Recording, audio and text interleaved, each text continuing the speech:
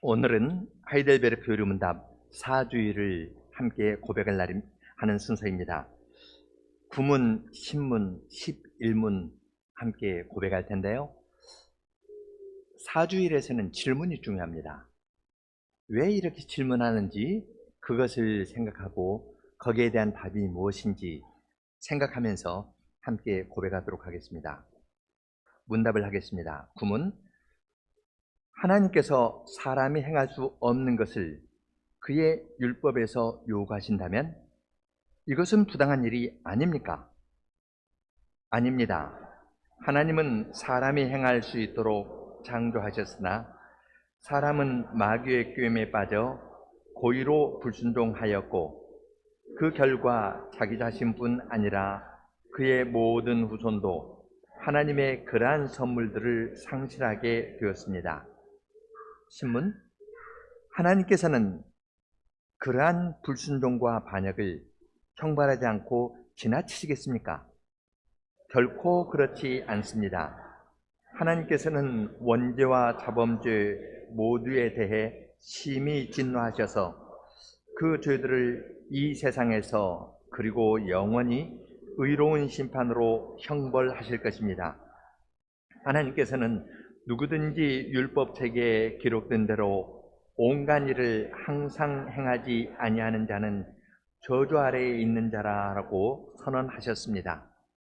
11문, 그러나 하나님은 또한 자비하신 분이 아닙니까? 하나님은 참으로 자비하신 분이나 동시에 의로우신 분입니다. 죄는 하나님의 지극히 높으신 엄유를 거슬러 짓는 것이므로 하나님의 공의는 이 죄에 대해 최고의 형벌, 곧 몸과 영혼에 영원한 형벌을 내릴 것을 요구합니다.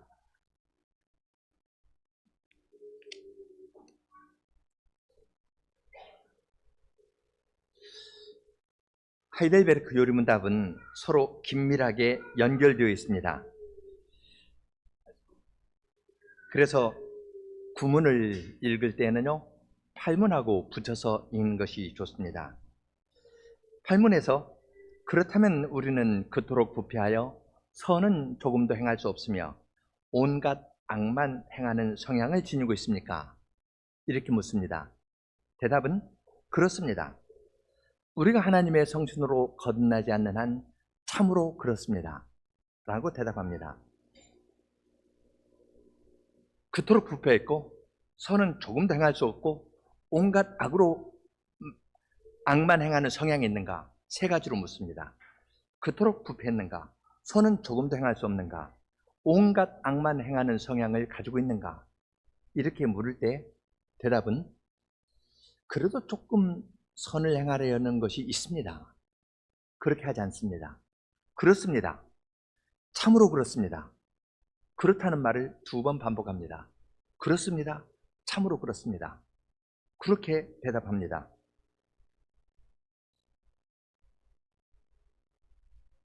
팔문을 이렇게 묻고 대답했을 때 여러분은 어떤 느낌이 듭니까? 이건 너무 센 거 아니야? 사람을 조금 길을 세워줘야지 너무 눌러버리는 것 아니야? 그런 질문이 들 것입니다. 사람이면 다 그렇습니다. 그토록 부패했는가? 선은 조금도 행할 수 없는가? 온갖 악만 행하는 성향을 지니고 있는가? 그렇게 질문했을 때 대답은 그렇습니다. 우리가 하나님의 성신으로 거듭나지 않는 한 참으로 그렇습니다.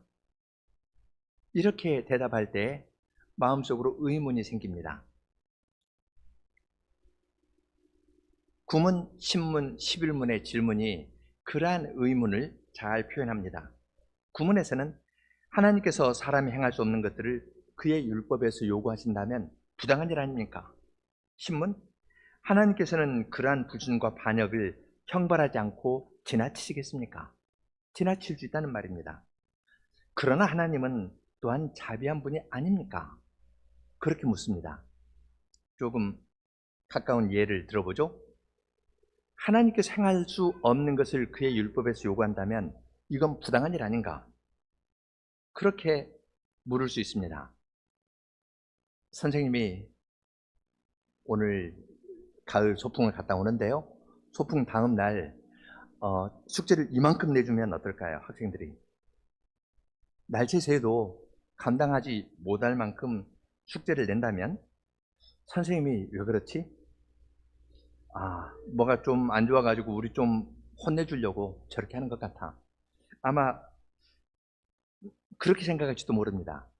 물론 요즘에는 좀 학교 환경이 달라져가지고 선생님의 말을 무조건 듣거나 이런 것하고는 이제 거리가 좀 멀어졌는데요.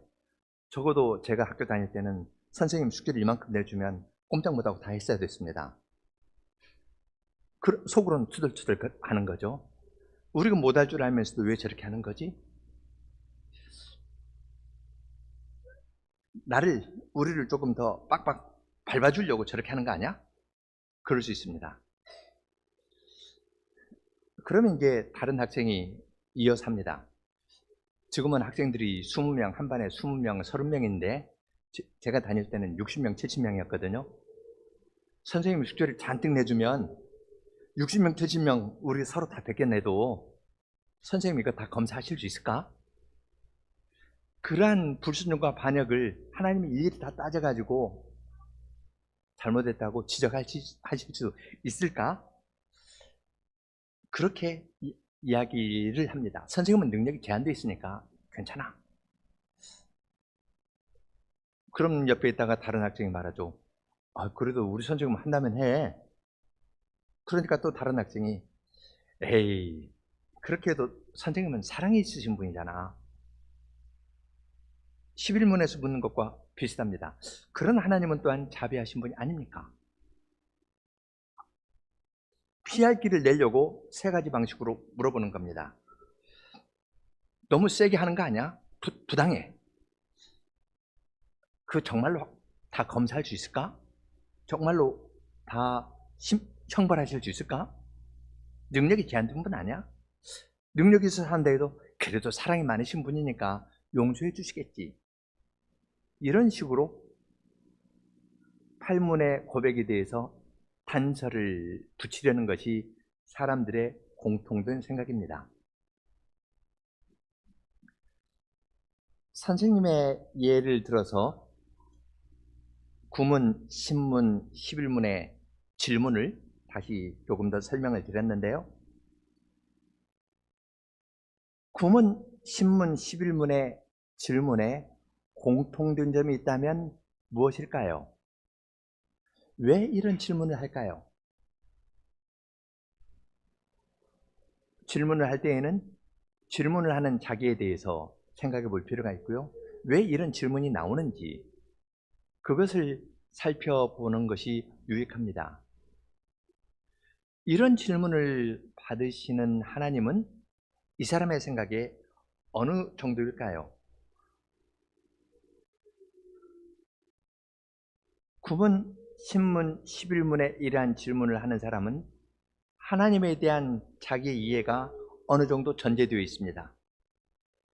하나님을 사람보다 조금 나으신 분, 이런 정도로 생각하는 겁니다. 그래서 사람 사이에서 일어날 수 있는 그런 문제들 너무 세게 하는 거 싫어. 능력이 없어서 다 못할 거야. 사랑했으니까 봐줄 거야.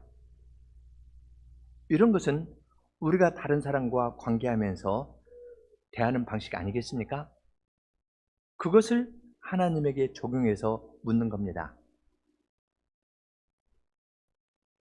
하나님께서 왜 우리가 그토록 부패하였다. 선은 조금도 행할 수 없다. 온갖 악만 행하는 성향이 있다고 말씀해 주시는 것은 무슨 이유 때문이겠습니까? 우리를 누르시기 위해서겠습니까? 할 수 없는 것인데 그냥 하나님의 능력을 벗어나는 그러한 것을 왜 고백하도록 하겠습니까? 혹은 사랑으로 돌보지 않으려고 하는 것일까요? 팔문의 대답의 가운데 부분이 아주 중요합니다. 대답은 그렇습니다. 하나님의 성신으로 거듭나지 않는 한 참으로 그렇습니다. 가운데 부분에 있는 말은 하나님의 성신으로 거듭나지 않는 한이라는 말이 가운데 있는데, 하나님의 성신으로 우리를 새롭게 지어서 새롭고 큰 일을 하시려고 우리의 형편을 있는 그대로 드러내시는 겁니다. 너는 그토록 부패하였고 선은 조금도 할 수가 없고 온갖 악만 행하는 성향이 있다는 것을 알려주시는 것은 하나님의 성신으로 거듭나서 나게 하여서 전혀 새로운 차원에서 살도록 하시려고 우리의 모습을 이렇게 알려주시는 겁니다. 이러한 세 가지 질문은 신자들도 부지불식간에 갖고 있는 생각입니다. 하나님을 성경에서 이야기하는 그만큼 잘 항상 의식하면서 살지 못합니다. 하나님의 엄유에 대해서도 마땅히 알아야 할 만큼 알지 못하고, 하나님의 사랑에 대해서도 하나님의 능력에 대해서도 알아야 할 만큼 알지 못합니다. 그래서 어느 정도 지나고 교회 생활에 익숙해지고 교회 안에서 서로의 관계가 어느 정도 형성되면은 그냥 내가 속한 그 교회라는 사회 안에서 서로 인간관계를 적당히 맺으면서 그걸 유지하면서 살아갑니다.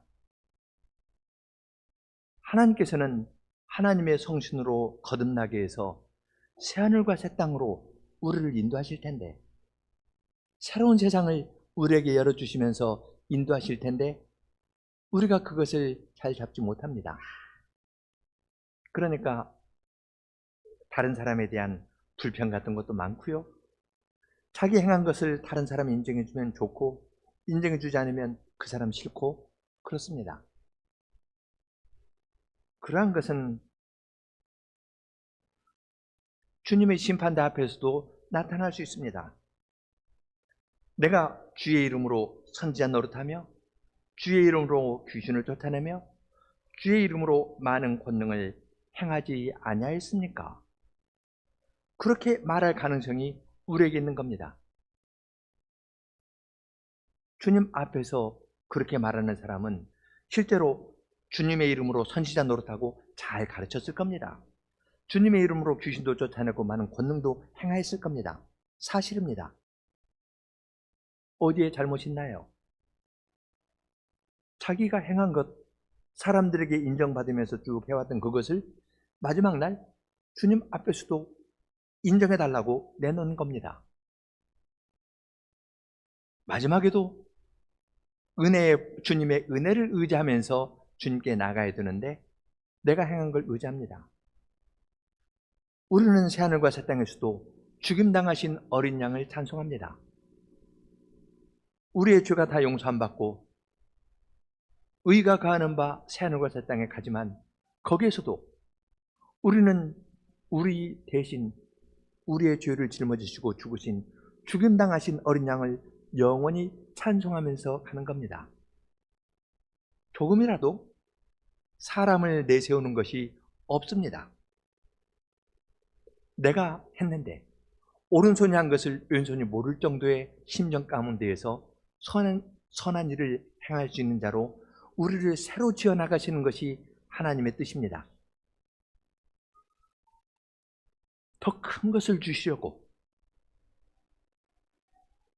주님께서는 우리의 연약함과 죄를 철저하게 지적해 내시는 겁니다.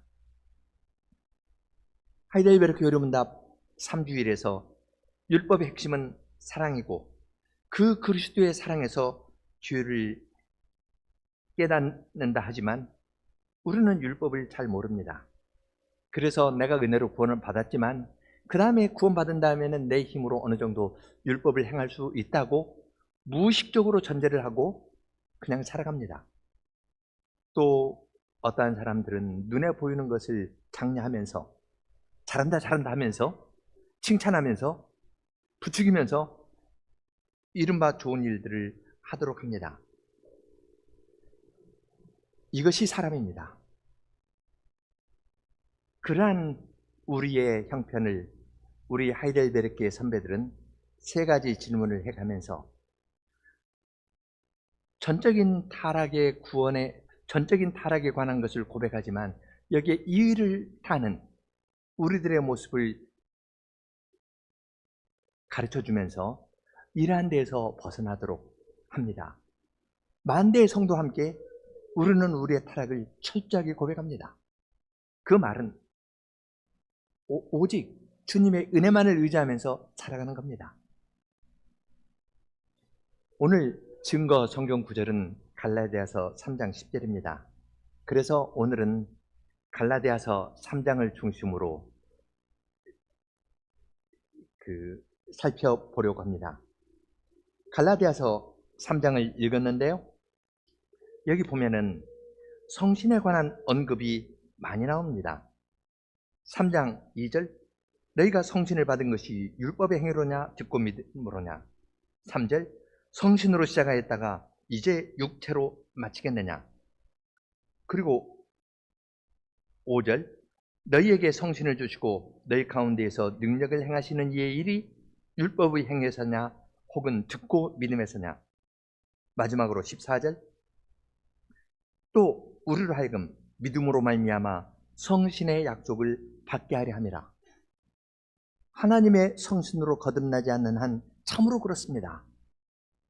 하이델베르크의 선배들은 전적인 타락을 이야기를 하면서 하나님의 성신을 의지하면서 그쪽으로 피했습니다. 그리고 증거 성경 구절로 갈라디아서 3장 10절을 들었는데, 갈라디아서 3장 10절을 보려고 전후 문맥을 보니까 성신에 관한 언급이 2절, 3절, 5절, 14절 4번이나 나옵니다. 하나님의 성신으로 거듭나지 않는 한 참으로 그렇다. 그렇게 고백하게 됩니다. 이러한 고백은 사람이 행위로 구원받는 것이 아니라 은혜로 구원받는다는 것을 믿고 고백하고 들어오는 초신자에게 해당하는 말이 아닙니다.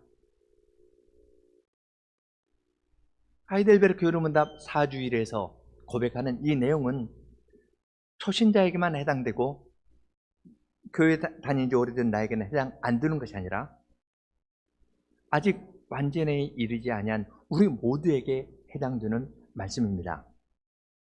갈라디아서 3장을 읽으면 이것이 우리 모두의 문제라는 것을 잘 알 수 있습니다. 먼저 갈라디아서 3장 1절로 5절을 보면은 질문 형식으로 책망합니다. 누가 너희를 꾀더냐? 너희가 성신을 받은 것이 율법의 행위로냐 듣고 믿음으로냐? 성신으로 시작하였다가 육체로 마치겠느냐?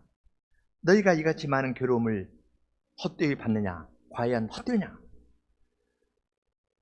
능력을 행하시는 이의 일이 율법의 행위에서냐 혹은 듣고 믿음에서냐? 이렇게 매번 질문의 형식으로 물어서 듣는 사람이 확실하게 잡을 수 있도록 합니다. 율법의 행위가 아니라 내 행위를 의지하는 것가 아니고 처음부터 성신으로 시작하였다. 성신으로 이 복음의 말씀을 믿었고 성신으로 시작했으면 육신으로 그치지 않고 성신으로 시작하였다가 육체로 마치면 안 되고 성신으로 시작하였으면 끝까지 성신으로 진행되어야 된다고 바울 사도가 가르쳐 줍니다. 우리가 잘 아는 것처럼 갈라디아는 지금 터키 지역입니다. 터키 주로 남쪽 지역이라고 생각되는데요. 거기에는 바울 사도가 1차 전도여행에서 복음을 전한 비시디아 안디옥이라든지 이고니온이라든지 루스드라라든지 그러한 데 있는 교회입니다. 그 지역에 있는 교회에 바울 사도가 편지를 보낸 것입니다. 1차 전도여행, 2차 전도여행 때 그들이 갈라디아에 있는 교회들이 복음의 말씀을 믿고 교회에 들어왔습니다.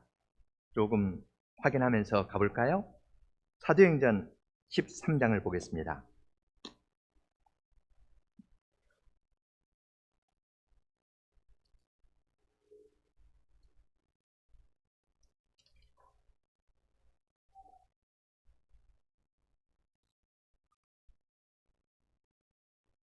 사도행전 13장 14절 보면은 바울 사도가 비시디아 안디옥에 들어가 안디옥의 그 안식일에 하나님의 말씀을 쭉 전한 이야기가 나옵니다. 여기서 이제 바울 사도가 구약을 들어가지고 예수 그리스도에게서 어떻게 성취되었는지, 그리스도의 죽으심과 부활의 복음을 구약과 관련해서 쭉 가르치는 것을 볼 수 있습니다. 내려와서 44절 보면은 그 다음 안식일에 온 시민이 거의 다 하나님의 말씀을 듣고자 하여 모였습니다. 비시디 안디옥에서 유대인 회당에서 복음을 전했는데요, 그 말씀에 하나님의 성신께서 함께 하시고 큰 은혜를 베풀어 주셨기 때문에 거의 그 성에 사는 모든 시민이 거의 다 하나님의 말씀을 들으려고 모일 정도가 되었습니다. 그런데 그것을 보고 유대인들이 시기했거든요. 바울 사도가 따로 나왔습니다. 48절, 이방인들이 유대인들에게 바울 사도가 선을 긋고 나오니까 거기에 있는 이방인들이 듣고 기뻐하여 하나님의 말씀을 찬송하며 영생을 주시기로 작정된 자는 다 믿었다 하였습니다. 그리고 52절, 제자들은 기쁨과 성신이 충만하니라. 그리스도의 복음을 전했을 때 기쁨과 성신이 충만하였습니다. 성신 하나님께서 그 말씀을 깨닫게 해주시니까 듣는 이방인들 마음에 기쁨이 있었습니다. 그리스도의 십자가와 부활이 이방인들에게 아주 정다히 다가가서 그들의 마음에 받아들여졌고, 유대인들이 시기할 정도로 온 성이 주님께 돌아오는 일이 있었습니다. 유대인들은 그것이 싫어가지고 바울 사도를 핍박했죠. 그러니까 비시디 안디옥에서 쫓겨나가지고 이고니온으로 갔습니다.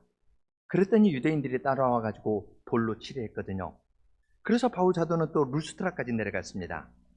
그리고 거기에서 안진뱅이를 고쳐주었습니다.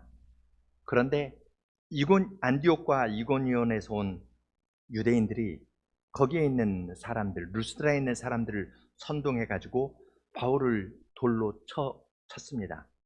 그리고 죽은 줄 알고 바울 사도를 성 밖으로 끌어내어 던졌습니다. 그것이 14장 이야기인데요. 그런데도 바울 사도는 19절 보면 그러죠. 14장 19절, 그들이 돌로 바울을 쳐서 죽은 줄로 알고 시외로 성 밖으로 끌어내쳤습니다. 제자들이 둘러섰을 때 바울이 일어나 그 성에 들어갔다가 이튿날 바나바와 함께 더베로 가서 복음을 그 성에서 전하여 많은 사람을 제자로 삼고 루스드라와 이고니온과 안디옥으로 돌아가서 루스드라에서부터 다시 역으로 전에 가르쳤던 그 지역 이고니온, 안디옥까지 갑니다. 22절입니다. 제자들의 마음을 굳게 하여 이 믿음에 머물러 있으라 권하고, 또 우리가 하나님 나라에 들어가려면 많은 환난을 겪어야 할 것이라 하고, 이 사람들에게 하나님 나라에 들어가려면 많은 환난을 겪어야 한다 했는데, 이 어려움이 무엇인지 그들은 생생하게 합니다. 그들 앞에 있는 바울 사도는 돌로 쳐서 죽은 줄 알고 성 밖으로 내쳤던 사람입니다. 그런데 그 사람이 일어났거든요. 부활의 능력 아니고서는 설명될 수 없는 현상입니다. 사람들이 돌로 쳤습니다. 그럼 피도 나고 찢어졌겠죠? 상처도 있었을 겁니다. 그래서 죽은 줄 알고 여러분 숨이 약해졌겠죠. 던졌는데 일어났습니다. 그러면서 그 성에 들어가서 사람들을 위로하고 복음 전했던 그 지역 사람들에게 쭉 가서 우리가 하나님 나라에 들어가려면 많은 고난을 겪어야 할 것이라고 이야기했습니다. 그 말을 듣는 갈라디아 교회의 사람들은 무엇을 생각하였겠습니까? 하나님 나라에 들어가려면 이 말을 하는 바울 사도 아직 상처가 덜 아문 상태로 있을 수 있습니다. 저렇게 되는구나. 저런 과정을 지나서라도 하나님 나라에 들어가는 것이구나. 그러한 사실을 알게 되었을 겁니다. 이러한 배경에서 우리는 3장 1절의 말씀을 잘 알 수 있습니다. 어리석도다 갈라디아 사람들아, 예수 그리스도께서 십자가에 못 박히신 것이 너희 눈앞에 밝히 보이거늘 누가 너희를 꾀다냐. 갈라디아 교인들은 예수 그리스도께서 십자가에 못 박히셨다는 것이 그들의 눈앞에 생생하게 펼쳐졌습니다. 하나님께서 말씀으로 깨우쳐 주셨을 뿐만 아니라 복음을 전한다는 이유로 시기를 받아서 죽은 것과 같이 된 바울의 모습을 보면서 그리스도의 십자가와 그리스도의 부활이 무엇인지 그들은 생생하게 알았을 겁니다. 그들의 눈앞에 밝히 보였습니다. 그런데 바울 사도가 떠난 다음에 어떤 사람들이 와서 꿰었습니다. 유대인들이 와서 꿰었습니다. 그러니까 그 말을 듣고 우리가 은혜로 구원을 받았지만 율법도 행해야 돼. 본사는 유대인이니까 유대인들의 풍속도 따라야 돼 생각했습니다. 그러한 현상을 보고서 바울 사도는 정신 차리게 하려고 어리석도다 갈라디아 사람들아 하면서 너 멍청하다 그렇게 말씀하십니다. 여기서 멍청하다는 말은, 어리석다는 말은 지적인 능력이 좀 떨어진다는 말이 아닙니다. 눈앞에 밝히 보인 사실이 있고 그들이 경험한 사실이 있는데 이것을 그냥 버려버리는 거, 이것에 관심을 기울이지 않고 새로운 것이 있다 해가지고 거기에 주의를 기울이는 것을 보고서 바울 사도는 어리석도다 갈라디아 사람들아 그렇게 이야기를 하였습니다.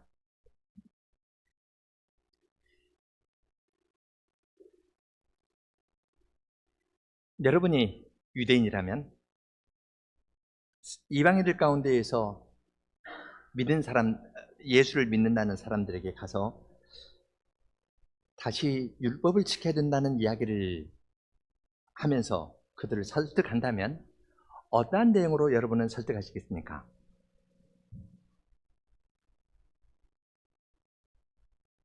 그들이 들었던 어떤 이야기 해야겠죠?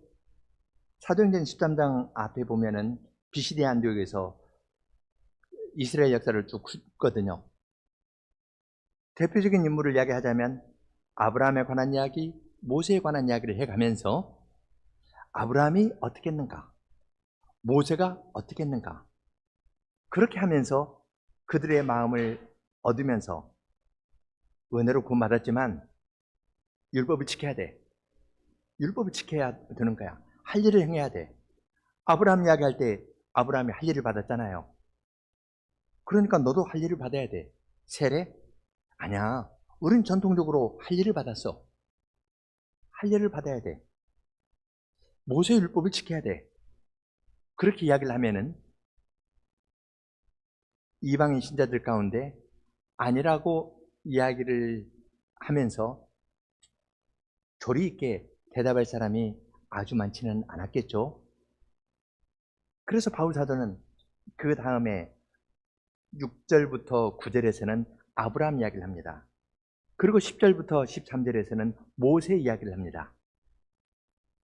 바울 사도는 이 편지를 받는 사람들이 어떠한 형편에 있고 어떠한 말에서 걸려 넘어질지 이것을 참 잘 알고 있었습니다. 그들에 대한 사랑과 지혜가 있어서 6절로 9절에서는 먼저 아브라함에 관한 이야기를 하고 그리고 10절로 13절에서는 모세의 이야기를 합니다. 3장 6절입니다. 아브라함이 하나님을 믿음에 그것을 그에게 의로 정하셨다 함과 같으니라. 그런즉 믿음으로 말미암은 자들은 아브라함의 자손인 줄 알지어다. 하나님이 이방을 믿음으로 말미암아 의로 정하실 것을 성경이 미리 알고 먼저 아브라함에게 그 다음 말이 중요합니다. 복음을 전하되, 아브라함에게 복음을 전하되 모든 이방인이 너로 말미암아 복을 받으리라 하였느니라. 그 복음의 내용은 믿음입니다. 그러므로 믿음으로 말미암는 자는 믿음이 있는 아브라함과 함께 복을 받느니라. 아브라함 이야기를 하면서 유대인들은 아브라함이 할 일을 받은 것처럼 너희도 할 일 받아야 된다 그러는데, 바울 사도는 아브라함이 믿음으로 의롭다 함을 받지 않았느냐, 그 사실을 이야기합니다. 아브라함이 할 일을 받은 것은 이제 갈라디아서 뒤에 나오는데요, 믿음으로 의롭다 함을 받은 이야기가 창세기 15장에 나오고요, 할 일 받은 이야기는 창세기 17장입니다. 할 일 받기 전에 아브라함은 하나님의 말씀을 듣고 순종했고 그 믿음으로 말미암아 의롭다함을 얻었습니다. 그러니까 할 일을 받아야 우리가 의롭게 된다고 말하는 것은 아브라함을 잘못 인용한 것입니다. 아브라함이 믿고 의롭게 되는 것을 바울 사도는 아브라함에게 복음이 전파되었다고 말합니다. 너희에게 전파된 것과 똑같은 복음이 아브라함에게도 전파되었다. 믿음으로 의롭다 하는 복음이 아브라함에게도 전파되었고 동일한 믿음이 너희에게도 전파되었다. 그리고 아브라함에게 모든 이방인이 너로 말미암아 복을 얻을 것이라 했는데, 이방인인 너희가 아브라함과 같은 믿음을 갖고 복에 참여하게 되었다. 그 사실을 이야기를 합니다. 아브라함에게 약속하신 것이 너희들에게서 땅의 모든 족속이 너로 말미암아 복을 얻으리라 했는데, 이방인인 너희가 복을 얻는 데에서 아브라함의 복이 지금 이루어지고 있다. 너희가 아브라함의 자손이다 하고 확신시켜 줍니다. 유대인들은 와서 아브라함처럼 할 일 받아야 아브라함의 자손이 된다, 그렇게 이야기를 하는데요, 바울 사도는 아니, 믿음으로, 아브라함도 믿음으로 의롭다함을 얻고 너희도 믿음으로 의롭다함을 얻는다고 알려주었습니다. 예수님께서 같은 취지로 말씀하신 거가 있죠. 요한복음 8장 56절에서 아브라함은 나의 때에 될 것을 보고 웃었다. 아브라함이 있기 전에 내가 있느니라. 그러면서 아브라함이 이 복음을 믿었다는 것을 예수님께서도 말씀하셨습니다. 동일한 이야기를 바울 사도는 갈라디아 교회에 하고 있습니다. 3장 10절로 13절에서는 모세의 율법을 이야기를 하는데요, 여기 인용하는 성경 구절들이 많습니다. 방금 우리가 읽은 신명기 27장 26절도 인용하고요, 의인은 믿음으로 말미암아 산다는 것은 하박국서 2장이고, 율법을 향하는 자는 그 가운데 살리라는 말은 레위기 18장에 나오는 말이고, 또한 나무에 달린 자마다 저주 아래 있는 자라는 것은 신명기 21장에 나오는 말인데, 그런 구약의 많은 구절들을 인용해서 모세의 율법이 결국 무엇을 가르치는지 알려줍니다.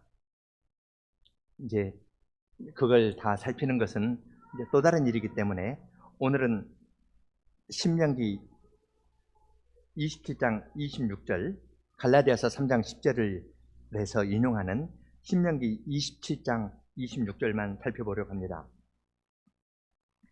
이 율법의 모든 말씀을 실행치 아니한 자는 저주를 받을 것이라 할 것이요 모든 백성은 아멘 할지니라 했습니다. 신명기 27장에서 지금 이스라엘 백성이 에발산과 그리심산에 가서 하나님과 언약을 맺는데요, 15절부터 그들의 죄에 관한 것을 이야기를 하는데, 특별히 은밀한 죄에 대한 것을 많이 지적합니다. 그냥 십계명 말씀 선언하고 이거 지키면 생명이고 이걸 어기면 사망이다, 그렇게 이야기를 하는 것이 아니라 특별히 은밀한 죄들을 이야기를 합니다.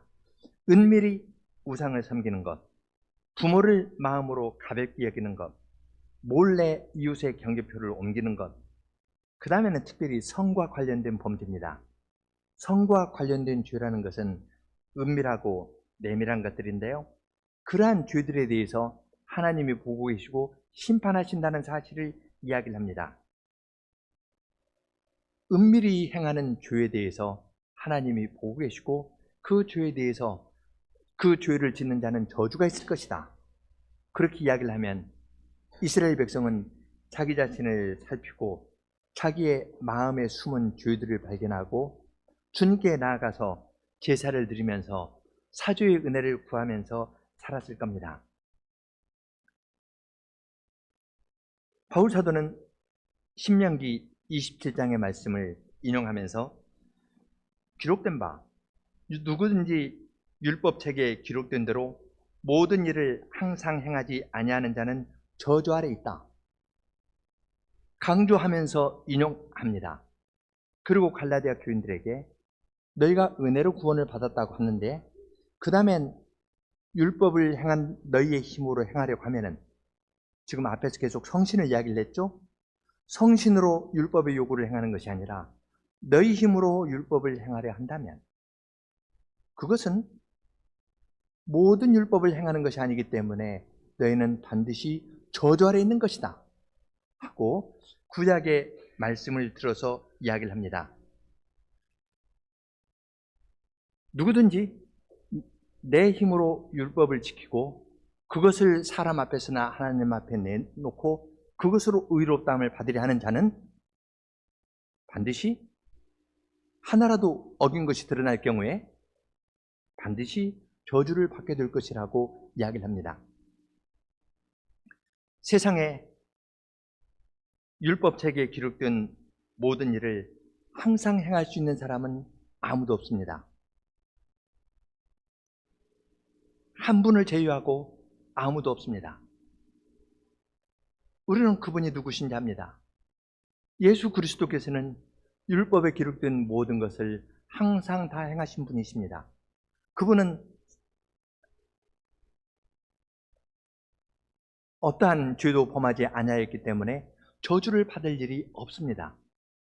그런데 13절을 보면은 그리스도께서 우리를 위하여 저주를 받은 바 되사 율법의 저주에서 우리를 속량하셨으니 기록된 바 나무에 달린 자마다 저주 아래에 있는 자라 하였습니다.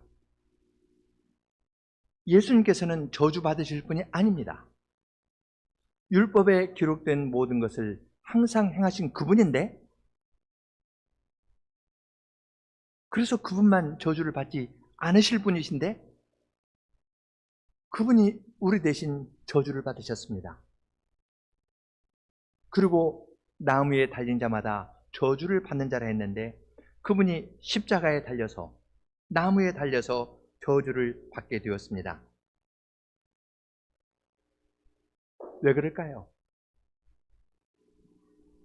14절 이는 그리스도 안에서 아브라함의 복이 이방인에게 미치게 하고 또 우리로 하여금 믿음으로 말미암아 성신의 약속을 받게 하려 함이라.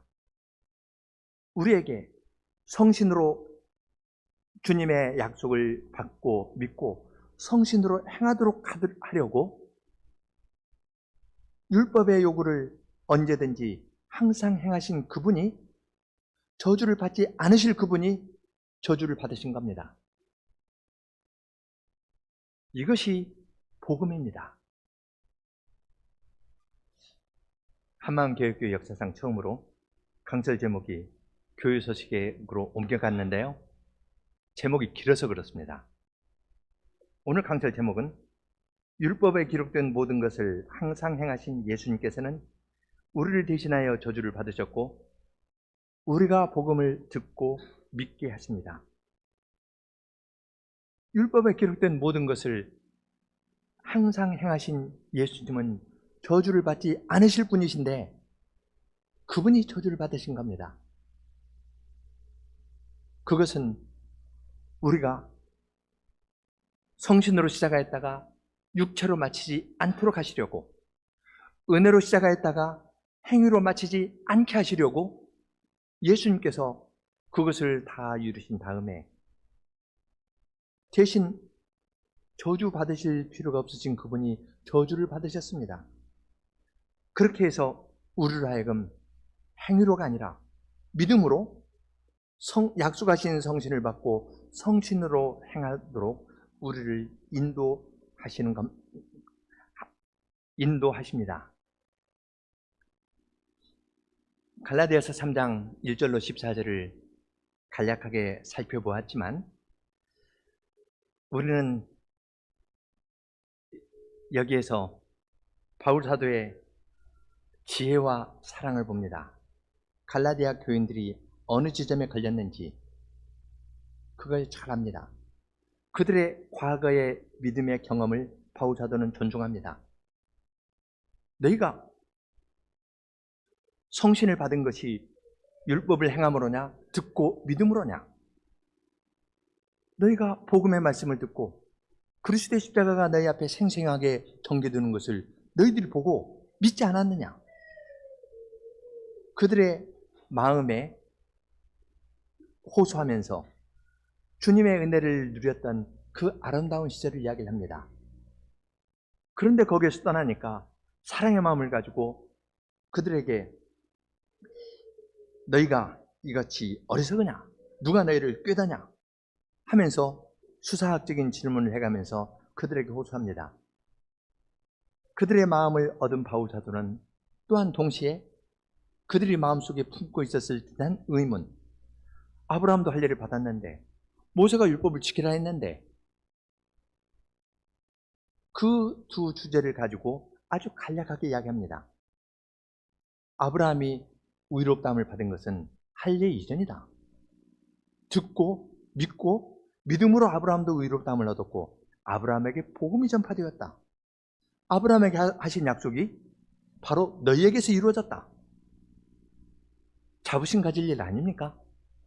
아브라함에게 약속하신 것이 땅의 모든 족속이 너로 말미암아 복을 얻으리라 했는데 그 복이 지금 갈라디아 이방인들이 예수를 믿고 들어오는 데서 아브라함의 복이 이루어진 겁니다.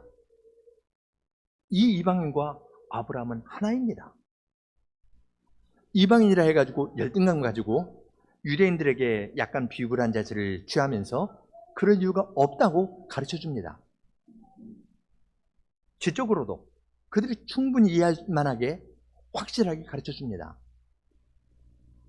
모세의 율법도 여러 구절 인용합니다. 율법에 기록된 대로 모든 것을 항상 행하지 않는 자는 저주를 받을 것이라 했는데 한 분이 그런 분이 있다. 그런데 그분이 우리를 대신해서 저주를 받으셨다. 그것은 우리로 하여금 그리스도 안에서 아브라함의 복이 이방인에 미치게 하고 우리로 하여금 믿음으로 말미암아 성신의 약속을 얻게 하려고 예수님께서 율법을 이루셨다. 그렇게 가르쳐줍니다. 모세 율법 몇 구절을 인용해가지고 갈라디아 교인들을 꿰었는데요. 바울 사도는 확실하게 그리스도 안에서 율법을 분명하게 해석하면서 가르쳐 주었습니다. 얼마나 지혜롭습니까?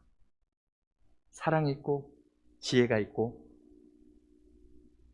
아주 목회자의 심정이 잘 나타나는 글이라 볼 수 있습니다. 그렇지만 이것은 바울의 지혜와 바울의 사랑만이 아닙니다. 주님의 지혜와 주님의 사랑입니다. 갈라디아 교인들이 은혜로 시작했는데 믿음으로 시작했는데 성신으로 시작했는데 그들이 행위로 마치고 육신으로 마치는 것을 안타까워하는 주님께서 바울 사도를 통해 그들에게 정답히 말씀하시는 겁니다. 그리고 그것을 기록해 두셨습니다. 누구를 위한 겁니까? 우리들을 위한 겁니다. 그리스도를 믿고 교회에 들어왔다 하는데 어느덧 마음이 둔해지고 서로의 관계가 익숙해지고 그러니까 그 안에서 그냥 살아가는 우리들에게 주님께서는 핵심이 무엇인지 성신으로 시작하였으면 육체로 마치지 아니하고 끝까지 성신을 의지하면서 가야 될 것을 우리에게 깨우쳐 주는 것입니다. 작은 일을 행했다 하더라도 이것 인정받으려는 마음이 우리에게 있는데 하나님의 성신으로 거듭나지 않는 한 참으로 그렇습니다 하면서 오른손이 하는 것은 왼손이 모르는 심정 가운데 들어가도록 하려고 주님께서 우리에게 친절하게 가르쳐 주십니다. 하나님의 말씀을 듣고 세 가지로 지금 그 반문하는 것들은 사람의 차원에서 하는 것입니다. 너무 세게 요구한다. 하나님은 그냥 힘이 없으니까 지나칠 것이다. 하나님은 사랑했으니까 그냥 봐주실 것이다.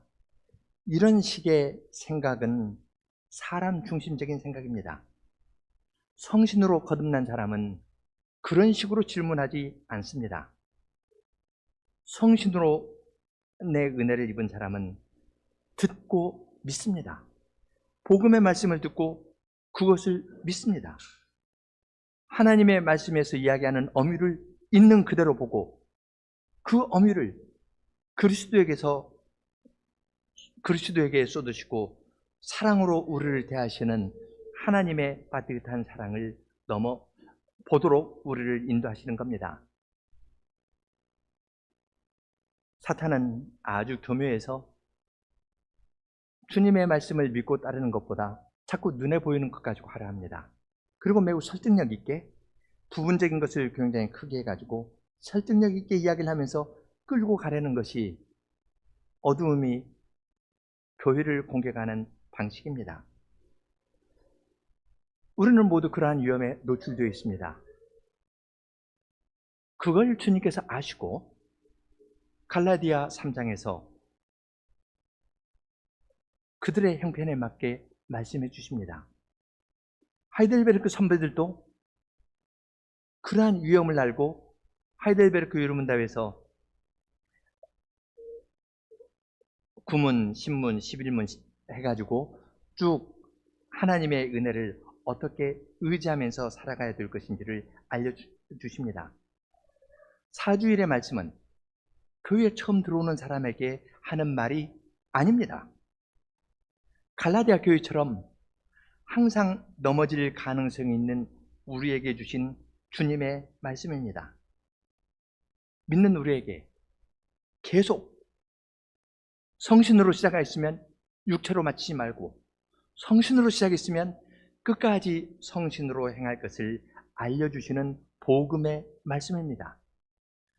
아브라함의 복음을 전하셨던 것처럼 갈라디아 교회들에게도 복음을 전하셨고 이것을 기록해서 해명해 주셨을 뿐만 아니라 해명해 주심으로써 이 말씀을 듣는 저와 여러분이 계속해서 이 은혜 가운데 머물고 하나님의 성신으로 거듭나지 않는 한 참으로 그렇습니다 하면서 계속하여서 성신을 의지하면서 살아가도록 우리를 인도해 주십니다. 주님의 사랑과 지혜와 능력은 갈라디아 교회에 보낸 편지에서만 드러난 것이 아니라 이 말씀을 해명하는 우리에게도 주님께서 일하는 은혜를 베풀어 주시면서 오른손이 하는 것은 왼손이 모를 정도로 잘하는 것이 없이 아장이라는 것이 없이 자기라는 것이 없이 나와 온전히 연합한 상태에서 함께 살아가자. 지금부터 영원한 세계에 이르기까지 사람을 드러내지 않고 하나님의 성신으로 거듭난 사람답게 나와 함께 살아가자 하고 우리를 부르시고 우리를 인도해 주십니다. 함께 기도드리겠습니다.